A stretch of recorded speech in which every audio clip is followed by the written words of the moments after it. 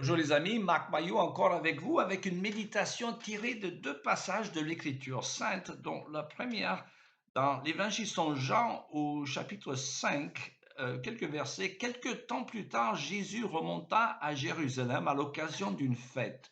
Or, dans cette ville, près de la porte des brebis, se trouvait une piscine entourée de 5 galeries couvertes, appelées en hébreu Bethesda. Ces galeries étaient remplies de malades qui restaient couchés, des aveugles, des paralysés, des impotents. J'arrête la lecture là, hein? C'est Jésus qui va guérir et ne stopper là. Un peu plus tard, dans l'épître de Paul, deuxième épître à Timothée, au chapitre 3, le verset 16, car toute écriture est inspirée de Dieu et utile pour enseigner, réfuter, redresser et apprendre à mener une vie conforme à la volonté de Dieu. C'est deuxième épître de Paul à Timothée, chapitre 3, verset 16. L'impératif épistémologique de l'infaillibilité de l'écriture sainte. Alors, j'ai fait exprès de donner à cette méditation un titre un peu pompeux, en espérant qu'il attirerait certaines qui ne l'écouteraient peut-être pas autrement. Mais en termes plus simples, le titre signifie que nous ne pouvons rien savoir de Dieu à part le fait qu'il nous est parlé par la Bible. Par définition, cette communication est fiable. Alors, je m'explique par une anecdote. Il y a une douzaine d'années, j'ai fait un voyage en Israël avec un groupe de Français. J'étais le seul étranger du groupe d'ailleurs, sauf pour le guide, un prêtre catholique belge. Alors, ce prêtre Michel était un homme très instruit et qui connaissait à fond le pays, ayant fait plus de 100 voyages là-bas. Et en plus, il possédait un doctorat en archéologie. Alors, cependant, chaque matin, pendant que nous visitions des sites classiques de la Terre Sainte, il ne cessait de répéter des rengaines disant que la Bible se trompait sur tel ou tel point. Et pourtant, chaque après-midi, il y avait un moment de culte appelé la messe chez les catholiques, conduit par le prêtre Michel et qui comportait une homélie ou méditation où il nous parlait de Dieu, de Jésus, Marie, Joseph et que sais-je. Alors, un jour, je lui posais la question suivante. Je disais, Michel, chaque matin, tu nous dis que la Bible se trompe sur certains points. Mais chaque après-midi, lors de la messe, tu prétends nous parler de Dieu.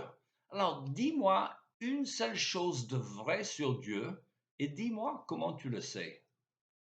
Il est resté bouche bée. Mes amis, nous ne pouvons rien savoir de précis sur Dieu à moins que Dieu lui-même nous le révèle. Or, la Bible se dit cette révélation divine. C'est par elle que nous apprenons à connaître les attributs de Dieu, son caractère, sa sainteté, sa justice, sa toute-puissance, son amour, etc. Mais si la Bible n'est pas fiable, alors nous ne pouvons rien savoir de Dieu. D'où ce titre comportant ce mot épistémologie qui se réfère à la science de la connaissance. Comment savons-nous quelque chose? Autrement dit, et logiquement, si la Bible n'était pas fiable, alors nous ne pourrions rien savoir de Dieu. On saurait qu'il existe une horloger, car il ne peut pas avoir une horloge sans horloger, mais c'est tout. Alors j'ai taquiné un peu mon ami le prêtre en lui disant que pour moi, il n'était pas un prêtre, mais plutôt un magicien, car la Bible se prend pour le pont verbal à travers le gouffre entre le Dieu infini et l'homme mortel et fini. Or, Michel, le prêtre, prétendait pouvoir détruire le pont et traverser le gouffre comme si le pont y était toujours. Cela relève de la magie. Alors, quelques jours après cet entretien avec le curé, nous étions à Jérusalem en train de visiter une église. Je pense qu'il s'agissait de l'église de Sainte-Anne, réputée pour sa bonne acoustique.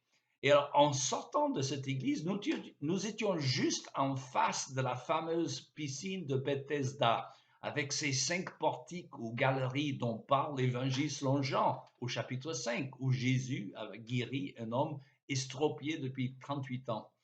Alors, savez-vous que cette piscine n'était déterrée par les archéologues qu'en 1888?